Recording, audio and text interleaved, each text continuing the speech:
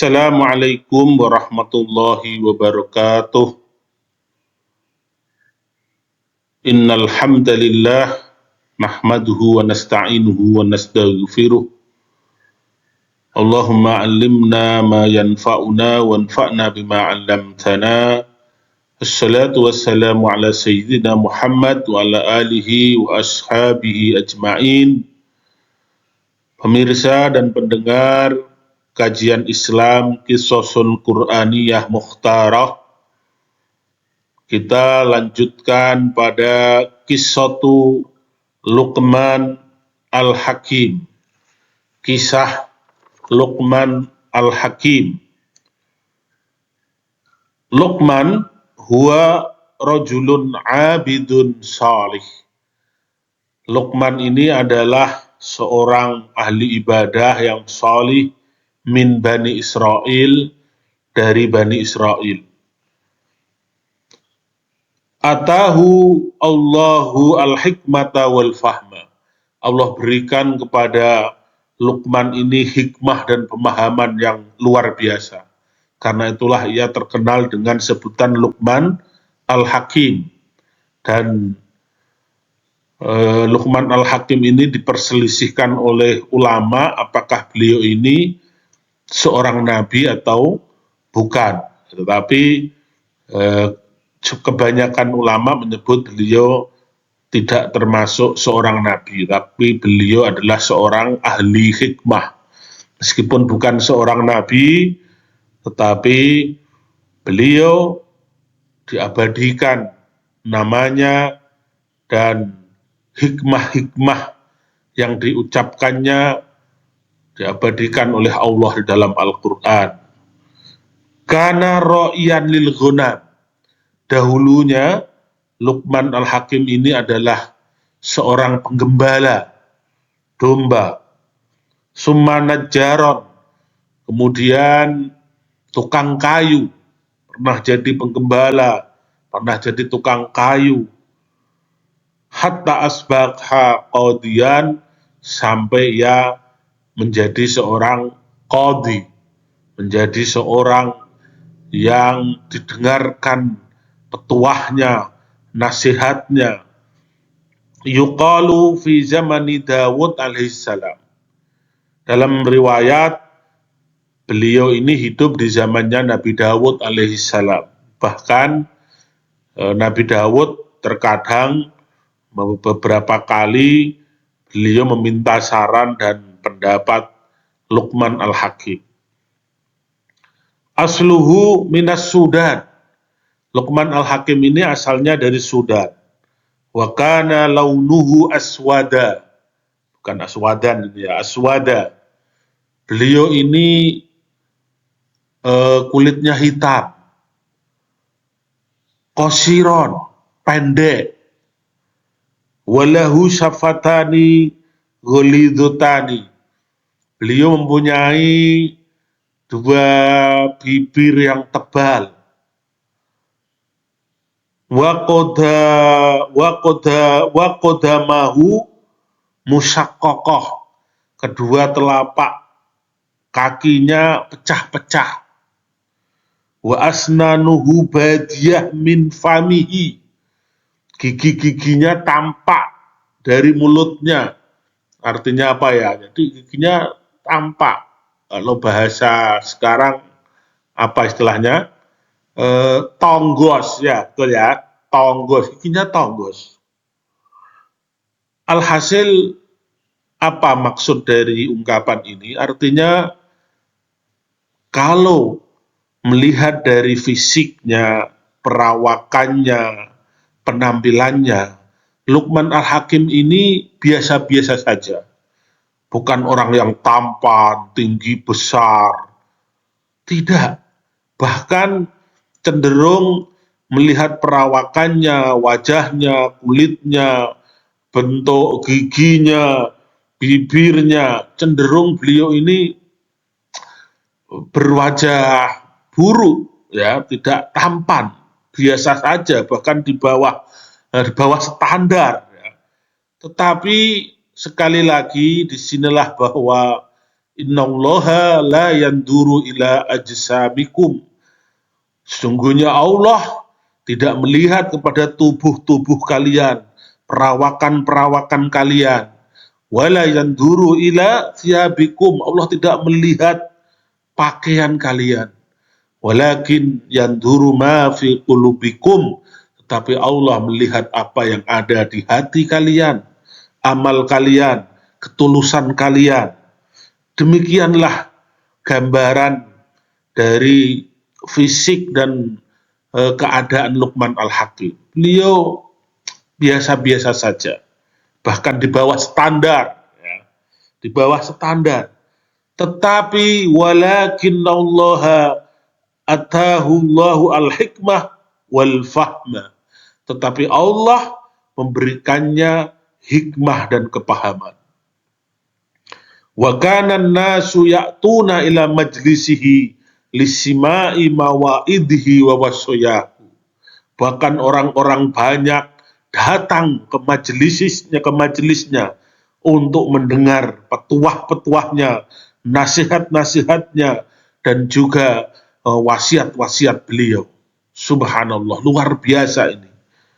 Ya, begitu orang diceramai oleh beliau, dinasihati oleh beliau, benar-benar sesuatu ucapan yang muncul dari hati yang tulus akan masuk juga di hati-hati yang tulus juga.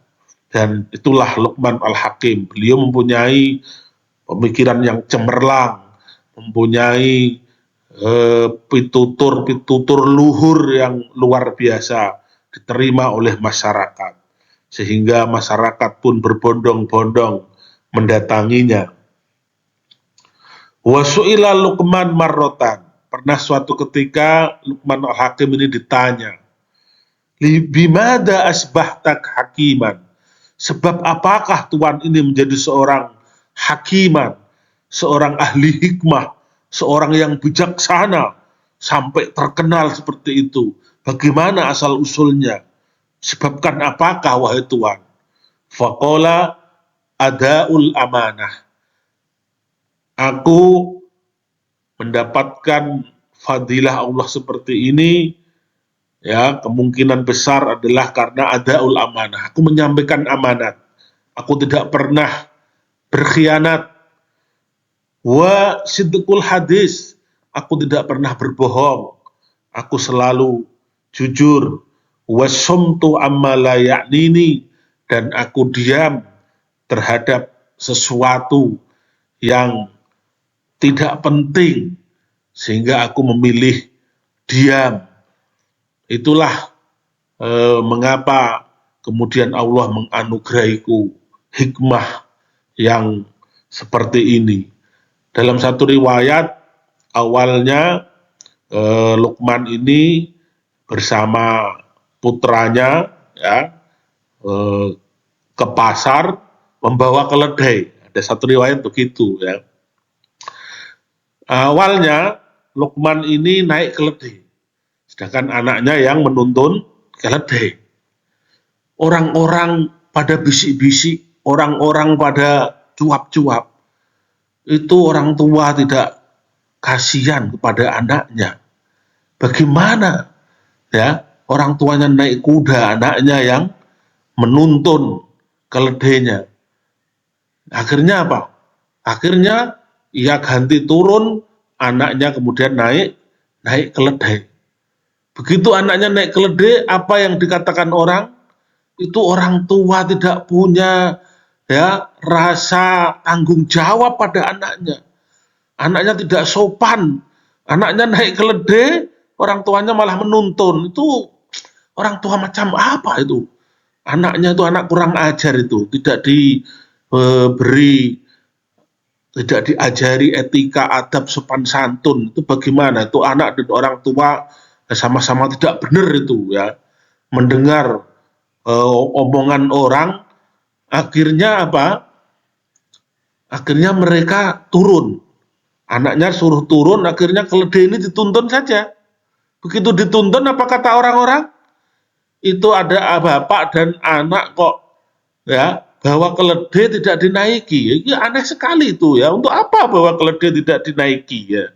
Itu anak dan bapak ini ternyata goblok itu ya. Jadi untuk apa susah-susah bawa keledai, dua-duanya malah menuntun keledai. Itu wah, ini tidak cerdas ini. Akhirnya begitu mendengar omongan orang, gimana ini ya? Kalau anaknya yang naik, salah. Kalau dia yang naik, salah. Tidak naik keduanya salah. Akhirnya dua-duanya Luqman Al-Hakim dan putranya ini kemudian naik keledai. Begitu naik keledai apa yang terjadi? Wah, orang tambah ribut, tambah ngomong. Itu anak dan orang tua tidak tahu diri, tidak berperi, bukan berperi kemanusiaan ya, tidak berperi kehewanan. Apa tidak kasihan sama keledai itu? Masa satu keledai naiki dua orang itu, wah, orang. Akhirnya beliau turun, ketika itulah kemudian Luqman Al-Hakim ya sadar, kemudian menasihati anaknya, wahai anakku, itulah yang terjadi pada kita sebagai pengingat selama hidupmu dikendalikan penilaian manusia, maka jiwamu takkan pernah benar-benar merdeka. Karena itulah jangan terombang-ambingkan oleh omongan orang. Kamu harus punya prinsip ya. Yang penting selaraskan prinsipmu dengan keimanan, dengan aturan Tuhan. Ya, kamu harus punya prinsip. Jangan mau diombang-ambingkan, disetir oleh pendapat orang. Karena itulah Luqman Al-Hakim kemudian banyak menasihati putranya. Apa saja nasihat-nasihatnya silahkan dicari di dalam ayat-ayat Al-Quran. Ya, maka benarlah bahwa ada ungkapan nadorul khalqi sijnun lil qulub. Penilaian makhluk adalah belenggu bagi jiwa. Kita lanjutkan, waqad khalladallahu ismahu, dan Allah pun mengabadikan nama Luqman Al-Hakim ini, fasamma suratan bismihi, bahkan satu surat di dalam Al-Quran diberi nama atas namanya, yaitu surat Luqman. Di ayat berapakah nasihat-nasihat Luqman kepada putranya? Apa isi dari nasihat-nasihat Luqman kepada putranya? Silahkan dicek kembali dan ditulis di dalam catatan panjenengan semua. Wa dzakarallahu wasaya Luqman libnihi fil Qur'anil Karim fi surati Luqman. Nah, ini sudah diberitahu. Allah menyebutkan wasiat-wasiat Luqman kepada putranya, yaitu ada di Al-Quran surat Luqman ayat 12 ya sampai 19. Nah, apa saja isi dari wasiat Luqman kepada putranya itu? Sekali lagi monggo kita cek kembali dan kita baca. Semoga wasiat Luqman kepada putranya ini juga akan menginspirasi kita sehingga kita bisa mengamalkan apa yang menjadi wasiat-wasiat suci dan agung yang dicantumkan Allah dalam Al-Quran ini. Semoga selamat berjumpa pada esok hari di waktu dan kesempatan yang sama. Akhiran aqulu lakum wal afwa minkum. Assalamualaikum warahmatullahi wabarakatuh.